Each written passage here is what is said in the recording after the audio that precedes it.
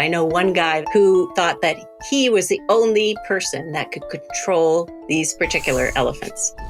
And he would demonstrate his dominion over them by making them kneel in front of him.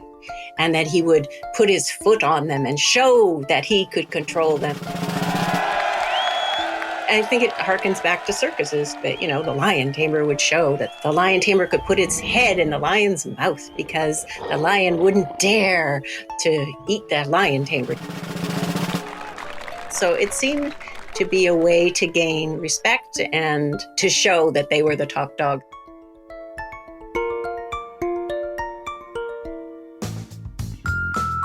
Welcome to Anthropomania. I'm Jay Ingram. This podcast is about the wonderful, complicated, sometimes hilarious, but way more often destructive ways that we humans interact with the living world around us. Animals, plants, microbes, whatever. Sometimes, even with the best intentions, our humanness gets us, but way more often them, in trouble. And today, we're going to dive into the fantastic, bizarre world of rich people who own exotic animals. Like Mike Tyson. Oh, Nikki Wilson. Why would you suggest Mike Tyson? Well, he's famous for owning 3 beautiful white tigers that he allegedly bought with the help of his car dealer just before he got out of prison. Supposedly, he now thinks that it was a bad idea, but back then he thought it was lit. Okay, Erika, Suzanne, what do you think about Mike Tyson as an uber-rich zoo guy? Yes, Mike Tyson is an uber-rich zoo guy, but there are many types of uber-rich zoo guys that fall into several categories. And in those categories, you have one of 2 camps. In one camp, you have the places where science and welfare are prioritized. These are our accredited zoos, our captive breeding facilities and sanctuaries. And in the other camp, you have places where, welfare and science isn't really at the top of the agenda. These are our unaccredited roadside zoos, our circuses, our commercial farms, and yes, our individual pet owners like Mike Tyson. And there's also social media, don't forget, where you can show off your wild pet to millions of adoring followers. Yeah, and the great advantage is you don't have to go to somebody's zoo. You just turn on your phone and you can see the exotics right there. We're going to be talking about that later. But first, you're calling him a pet owner? I'm calling him a pet owner. Okay, so I've got to say, guys, pet owning doesn't really cut it. It's kind of minor league when it comes to most of the stuff we're going to talk about. So when I think of rich people owning zoos, I think of people like Pablo Escobar, wealthy, extremely wealthy Colombian drug lord. His hacienda Nápoles actually still exists today, but it's been turned into an amusement park. But it once had kangaroos, giraffes, elephants, hippos, all of them gone to other zoos or other places. Well, except the notorious hippos remain, but that's a whole story in itself, and we're going to cover that in a future episode. I can't wait. But in the meantime, Escobar wasn't alone. There's also the very wealthy and very famous newspaper tycoon, William Randolph Hearst, who in the 1930s owned the biggest private zoo in the world. It was called the Hearst Garden of Comparative Zoology. And just as an aside, for those of you who don't know where the word zoo comes from, it's an abbreviated form of zoological gardens. But anyway, Hearst had 50 different species of herbivores like deer, zebras, emus, kangaroos, from all over the world. And he would entertain his guests in the garden as the animals looked on, chewing their cud. We have to talk about Tiger King. Oh, God, Tiger King. Can't get away from that guy. Okay, well, I have to admit, he's not Mike Tyson, because Mike Tyson topped out at 3 tigers. And I think we agree that really doesn't qualify.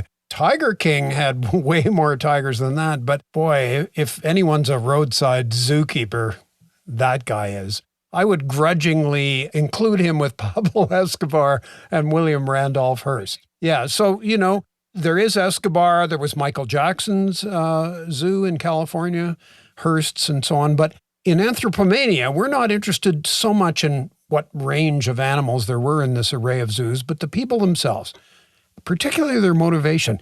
Why do some people, like the ones we've mentioned, collect vast numbers of exotic and dangerous animals? Are they, I'll just give you a few choices. Are they just eccentrics with a lot of money? Is it all ego? I mean, Suzanne MacDonald kind of touched on that. Is it power? Is it even hoarding gone wild? And does the love of animals ever play a significant role? Is it like the lady with 50 cats, but with money? And now, the love of animals might play a role with the woman of 50 cats, but is it significant in these other cases? And I'll reluctantly accept that we can tease out the idea, is there a common thread all the way from Escobar and Hearst to Tiger King? So, you have to be an expert in both human behavior and animal behavior to figure out what's going on here. And that is exactly how I would describe Dr. Suzanne MacDonald. I'm Dr. Suzanne MacDonald. I'm a professor of psychology and biology at York University, and I study animal behavior. So we're interested not so much in the animal behavior, but in the human behavior around animals. We want to know about the motivation of that. I watched Tiger King. Did you watch Tiger King? Yes. It's super disturbing. The reason it was so interesting is because you're trying to figure out what is happening here, because the motivations are so strange. It's clearly not animal welfare. That's not the motivation. It's clearly not about conservation. That's not the motivation. You never see Tiger Kings that have hamsters. It's always elephants or tigers or giant things with big teeth, because they want to show that they are the only ones who can deal with these animals, and they have a special way. And in Tiger King, certainly that was a great way to attract women. So evolutionarily, maybe it's in our genes that these men want to show off their wealth, and this is the particular way that they do it. Certainly that was Tiger King. Part of it is collecting, too, it appears.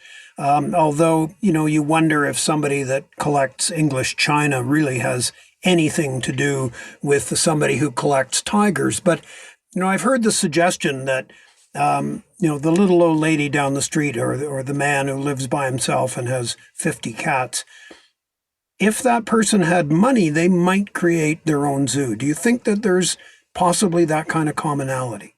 I do. And I think what little evidence there is suggests that animal hoarding is a particular type of hoarding, and that it does have brain mechanisms in common with this kind of collection of things. But animal hoarders they're not hoarding tigers, they're hoarding cats or small things, and they very much believe that they're doing the right thing and that they're helping these animals, even though they're not. And it's an obvious example of this passive cruelty that we see, that, having 50 cats in itself is a cruel thing, right? You can't have 50 cats at a one-bedroom apartment. And that's very different than the guy who gets a bear cub and keeps it in his one-bedroom apartment in New York City, which is a real thing. That guy has a very different motivation than the little old lady who has a bunch of cats because she thinks that she has a special connection with cats and that the cats are better off with her than with anybody else. But it's the wildness, it's the exotic animals that I think that brings it to a different level beyond hoarding. It's more of a, look at me, I am special, I'm attracting attention. It's like the guy on the subway who has a bird or a snake on his shoulder. I always think about these guys. There are these guys, you see them and you go, what are you doing? It's not for the animal, but it's to get attention, right? And that guy could be Tiger King, and that guy could have a menagerie for sure because of the attention that it gets. And if you think of Tiger King, of course, he loved getting filmed, even though the film made him look ridiculous and he ended up going to jail. But it doesn't matter because it was about the attention. So I think there is a difference between the little old lady and the guy with the snake on the subway. It's interesting because probably in Tiger King, although he cuddles them, animal welfare doesn't appear to be at the top of the list. No, but if you ask him, he'd say that he loves his animals. Everybody says, I love my animals. I love them. I love them. And then you say, well, why don't you implement standard welfare protocols? And they say, no, you don't understand. I love my animals. So yeah, it's not about the animal. It's about them and what they get from having the animal, exhibiting the animal, behaving with the animal, and showing off the animal. If nobody watched him, he wouldn't have those animals. That's the case with all the people who have menageries. If nobody knew they had them, they wouldn't have them. You've spent a lot of time around zoos? Have you ever experienced that feeling that, oh, wow, if I had Pablo Escobar kind of money, I could have my own zoo? Never, not once. Ever, ever, ever. And I work with urban wildlife as well, with raccoons. And I hear from men in the United States where it is okay to have raccoons as pets. And one fellow has 40 living in his house. And he's always like, well, surely you have some. No, I don't have raccoons because no, that's not a good idea. So no, I have absolutely no desire to have any of these things. I enjoy learning about them and observing them, but I do not need to have them. And that's the difference, is that these people need to have them. They need to possess them and own them. And that's a pretty weird thing. But that's why the pet trade exists. And that's why there are raccoons in Japan and South Korea, because people order them off the internet. So yeah, it's a pretty common feeling, I think. Well, there's a lot to think about there. What do you think, Niki, Erika? Suzanne just really helped me understand why I could not finish watching Tiger King. And part of it is this a bit about attention. I just felt like I couldn't give him my attention. I found it disturbing and I just didn't want to bear witness to it, I guess. And I guess that's what he's after. This notion of dominance and attention is something that keeps coming up. And, I can't help but wonder how much dominance Hamster King has over his menagerie. Do you think it hits different? Yeah. Or Gerbil King or Rat King. Rat King. The real estate costs are way less, though, if you're Hamster King. Not as impressive, which I think is the point. We were talking about Tiger King, and that's one modern example, but there's lots of them. It was a famous case, I think it was in Ohio a few years ago. A man, he'd again amassed a collection of wild animals of various kinds, including bears, tigers, and so on. So that is James Serpell. My name is James Serpell. I'm professor of animal welfare and ethics at the University of Pennsylvania School of Veterinary Medicine. And my main area of interest is the relationship between humans and animals. So the guy James is talking about here is Terry Thompson, and specifically his role in the Great Zanesville Zoo escape. Zanesville, it's about an hour east of Columbus, Ohio. And one day in 2011, 62-year-old Terry Thompson woke up, he unlocked the gates, and let his entire collection of exotic animals out to roam free. Freedom! We're talking about tigers, lions, 17 of them, 8 bears, 3 cougars, some wolves, a baboon, and even a macaque.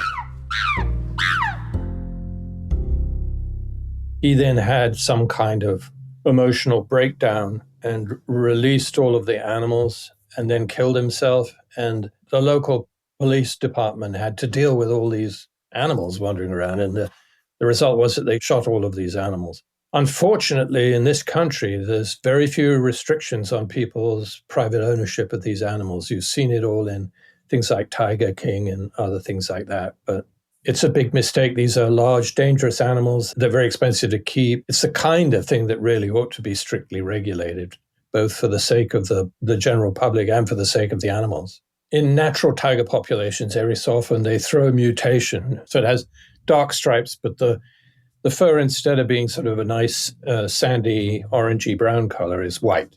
And these animals are highly prized. They're prized because they're novel. They look odd. They look interesting. Like all tigers, their faces are very easily anthropomorphized. That nice round face and beautiful eyes set in the round face and a kind of nice smiley kind of expression on the face, like all cats, actually. But these white tigers attract particular appeal. And all of these roadside zoos and these folks who perform on stage in Las Vegas and things like that, they want white tigers because that's what the public wants to see, because it's dramatic and interesting. But the trouble is, the original founding population of these white tigers was very tiny, so they've been inbreeding them for decades now. As a result, white tigers have a massive number of health problems associated with inbreeding. So many of them have all sorts of difficulties in life, some of which are painful and cause stress and poor welfare to the animals. So this is an example where the human sort of taste for novelty to seeing not just a tiger in captivity, but a white tiger in captivity can lead down the line to all of these animal welfare issues that really are completely unnecessary. Nobody should be breeding white tigers. It's a pointless and stupid thing to do. We've focused a lot on the motivation of these people that own large exotic pets. But what Serpell's really reminded us of there is that this has a major impact on the welfare of animals. Many of these animals are neglected and they are living lives so far removed from what they would have been doing in the wild. Even just the scale of it is something to marvel. This isn't a multi-million-dollar industry. This is a multi-billion-dollar industry. One that's booming. Yeah, and that's shocking. You know, if I could just go back to tigers for a sec. This has many layers that are not very admirable. So, for instance, the tigers that generally tend to get traded in the U.S. are not actually, wild tigers that are owned by individuals. These are crossbred, so-called generic variants, and they have nothing to do with conservation. You could not take, no one would want to take any of these crossbreeds and reintroduce them to the wild.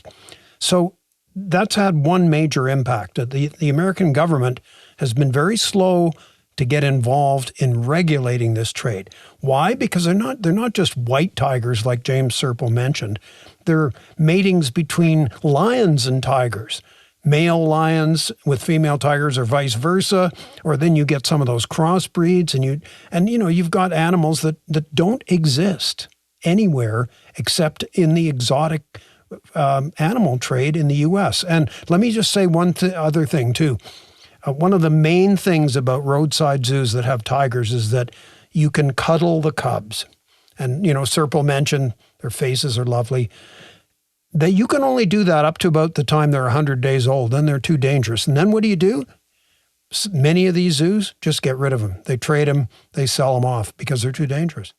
Those tigers that are falling outside of U.S. regulations or North American regulations still contribute to conservation problems, though. They drive issues around the world because they popularize owning an exotic pet. Exactly. And, the trade, Erika mentioned that it's billions of dollars, but, you can, do either of you want a zebra? They're kind of nice, right? They're mean, actually. How much does a zebra cost? If this is a multi-billion-dollar industry, are they expensive or are they kind of affordable? Well, $4,000, is that affordable? For a guy like Tiger King, he was even selling cubs, I think, for in the hundreds of dollars, but he was churning them out. So he could afford to do that. But, the more exotic, the rarer the animal, the more impressive it is to own, the more money you can get for it. But, you can just go online or, make a phone call and get an animal. It's incredible. I think this is an important place, though, to mention that the exotic pet trade includes both legal and illegal or black market sales of animals. And that's what's really difficult about purchasing an exotic pet is you have to be damn sure that you know where it's coming from. Yeah. Has anyone ever actually seen a white tiger before? I haven't. Yeah, actually, I have. I had this amazing experience where I was touring a zoo and I was back in the surgery and I got to see a white tiger coming out of anesthetic post-op. And I had my 6-year-old son with me. And we were, of course, behind the cage. But the thing you have to remember about cats when they're coming out of anesthetic is they can actually be quite mobile before they will give you any sign that they are moving. And so what I remember is walking around that cage and its eyes just tracking my son, the smallest animal in the room as we went. But it is a massive animal, absolutely gorgeous. And it just made such a huge impact on me. There is nothing like seeing a tiger in real life, and perhaps that's part of the problem. Well, it is part of the problem. It is a little bit of anthropomania, right? They're gorgeous animals. We would all agree with that. And so therefore you're attracted to them. I definitely want to hug a tiger. I still feel it, even though I know it's wrong. Yeah, you're fighting it, but it's in there. So you guys, you did notice that all the characters that Suzanne MacDonald mentioned were guys. Yeah, there are some pretty killer female examples as well, like Queen Hatshepsut. She lived around 1500 BC and was an Egyptian pharaoh. And she had a royal zoo that included rhinos, giraffes, leopards, and monkeys. Hey, I'm really glad you mentioned that, Erika, because we've been talking largely about collections of animals that are, recent, very recent, or going back maybe a few decades. But ancient zoos, like Hatshepsut's, were pretty common. And there's one fantastic one created by King Ashurbanipal in what is now Iraq. That was ancient Assyria then. Rich beyond belief. Every time he conquered a new territory, he'd claim the exotic beasts of the area and haul them home as symbols of his conquest. And I want to bring in Lisa Cooper to the conversation right now. She's a professor of Near Eastern archaeology at the University of British Columbia. Lisa, do we have any idea why they did this?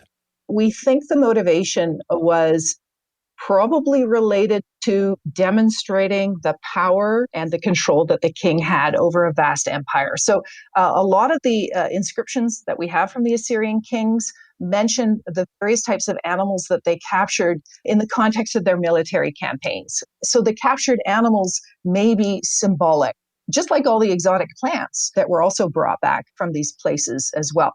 And it was also a symbol of all the abundance and prosperity that the king could bring to the empire of Assyria. So, for example, red deer would come from the forested areas of the Zagros Mountains of what is today Iraqi Kurdistan or Western Iran.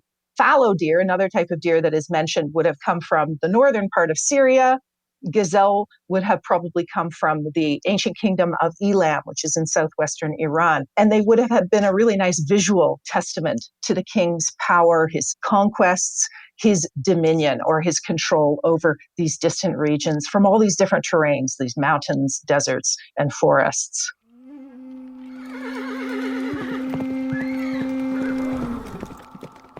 According to Lisa, not only did these kings like Ashurbanipal take home the spoils of war in the form of exotic animals and plants, he'd then hunt them. Yeah, so one more thing that we know, certainly Ashurbanipal did, another previous king by the name of Ashurnasirpal also did this, was that they hunted these animals. And we know about this from the depictions of hunting scenes that are found, again, on these carved stone reliefs that adorn the Assyrian palaces. We think that the hunting would have taken place in a space in the game park at Nineveh. And in this example, a lion or a group of lions would be released within a bounded space. Perhaps the space was fenced in or perhaps bounded by armed soldiers. And then the king, either on foot or horseback or in a chariot, would go around trying to shoot down these lions with arrows, along with other weapons like spears and daggers. By showing these scenes of hunting, this was a demonstration of the king's power, his military prowess. So the killing of a lion, which is a particularly fierce animal, for example, would have attested to the king's bravery and his strength. Deer, wild donkeys, gazelle, these are all swift animals that would highlight the king's skill and his cunning. So often he had to hide behind bushes or something, and then he would jump out and he would shoot down these animals. Yeah, because really what the hunting says is that, yes, it was dominance to bring them back and show them off, but it's an extra dose of dominance to actually hunt them in a setting, because she points out that he's just using a bow and arrow. Right? So, I mean, he is protected. She says that. Space was fenced in, maybe around armed soldiers. But it's a super dramatic kind of hunting. Like you can imagine, well, it would be inevitable, I think, that there would be an audience for this. So it really amps up the dominance thing. Well, and now we have a whole new way that you can get attention for having those animals. We have phones with Instagram and TikTok where exotic pets can give you the adulation of millions. Take Julius the Burmese python, who on TikTok has a video of him trying to open a door that garnered over 3 million views. Or how about Tiptoe the tortoise, who has 5.6 million followers on TikTok, has merchandise and a fan account. I mean, the hashtag exotic pets has over 319 million views. Some of these people are licensed pet owners, but some of the backstories around these animals is super shady.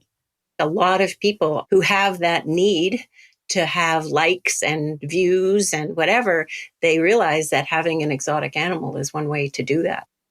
These people need to have them. They need to possess them and own them. And that's a pretty weird thing. But that's why the pet trade exists. Anything cute that's going to get likes and views, people are wanting to collect those and have them and use them for their own personal needs. That's exactly the same motivation that these kings had. They want to show that they have a thing. Isn't that cool? It's pretty much always the same. People never change. That's Suzanne MacDonald. And you know, Erika, Niki, I've actually changed my mind on this whole issue a little bit because I love archaeology. I had been somewhat aware of the fact that there were these, I'll use the word fabulous, although, you know, as the animals continued to die, it wasn't that fabulous for them. But these gargantuan zoos with gardens, and it was all so exotic and somehow compelling. And I found it very difficult, even in this podcast, to lump Tiger King in with that. But I've really become persuaded that there is a thread all the way from ancient Egypt and Assyria down to the present in terms of these people, mostly men, but maybe not always, who own exotic pets. To me, it's dominance from beginning to end. But I also think that attention aspect is creeping up, especially with social media. There's a real attraction to breaking the laws of nature, to showing some kind of mastery over these wild things that other mere mortals do not have. And in fact, that's why you don't have Hamster King, because hamsters aren't exotic enough. And you'll notice that in every case we've talked about, all the way from Ashurbanipal, who's bringing animals to his capital that his subjects have never seen before, that you have Tiger King owning white tigers, which very few people have seen before. It's always got to be exotic. So, you know, if I want to be Hamster King, no one is going to pay attention to me. And the fact of the matter is we're closer to these exotic animals than we've ever been before and way more exposed to them. I think it's much easier for someone like myself to see a white tiger than any Tom, Dick, or Harry in ancient Rome. But that can be spun into a positive. Maybe we can use this exposure to not just be entertained, but to also be educated on these animals. You're right, although I do have a nightmare vision. We've already mentioned the fact that these, you know, they want exotic, right? Well, once you've seen white tigers 5 or 10 times, they're not exotic to you anymore. However, if this animal is a crossbreed between a white tiger and a lion, hey, well, that's something I haven't seen. Well, what's going to happen in 50 years? Are they going to be creating the weirdest crossbreeds of animals, things we've never even imagined? That would take this way beyond where I'd like to see it go. Well, and especially as more and more animals are taken from the wild into the illegal trade to be captively bred to make more money to sell. And I think it's worth mentioning here that the more contact we have with those animals as they become increasingly available to us, we're seeing increased links with zoonotic diseases. And those diseases are the ones that jump from animals to humans. And I think we all saw in the past year what a big problem that can be when it goes completely awry and viral. Quite literally viral. She's like, I'm not quiet. Yeah, we know her better. Okay, I'm leaving. Yeah. So that's our take on rich, interesting people owning exotic animals. Hope you enjoyed it. Goodbye, Erika. Goodbye, Niki. Good talking to you guys. Bye-bye. And thanks to all of you for listening to Anthropomania. You can find out more about this episode, including links to Ashurbanipal's zoo and Pablo Escobar's hippos. Although I've got to say, those hippos are probably going to make another appearance on Anthropomania. And on our next episode, we're going to get into the weeds on plant intelligence. It's a fascinating show. It features some amazing guests. You won't want to miss it. So subscribe to Anthropomania so you don't miss out on anything. And if you're enjoying it, leave us a rating and a review, please. It also helps other people find us. Bye for now. I'm Jay Ingram.